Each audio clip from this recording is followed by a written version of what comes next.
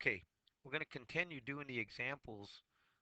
These examples are from the handout that I gave out on Wednesday that was entitled Solving Equations Containing Fractions and Decimals. We've already done the first three examples in class, so now I want to start on with the fourth one here. On the fourth example, just like the previous three, notice that the equation right here contains fractions. So the approach, like on the first three, is to find that common denominator.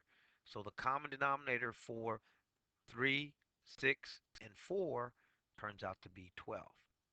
So I'm going to multiply both sides of the equation by 12.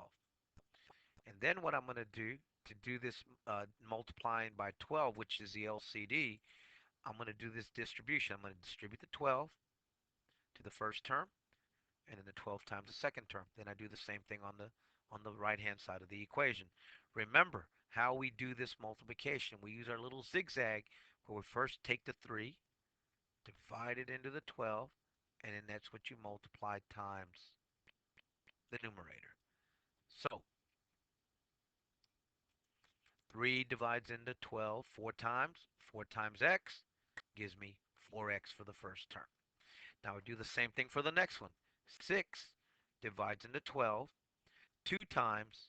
2 times 5 gives me 10.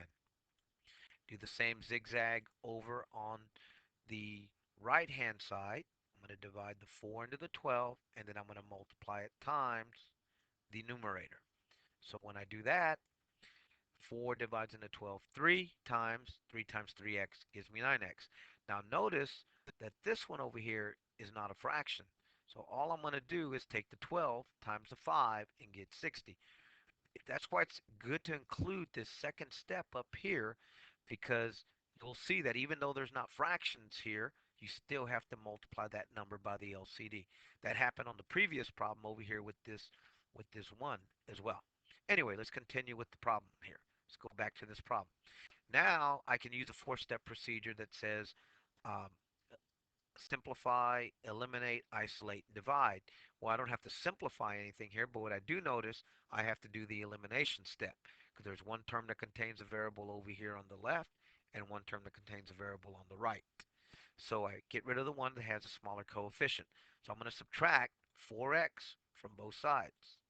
So when I do that, over on the left, these 4x's are going to cancel out, leaving me a negative 10.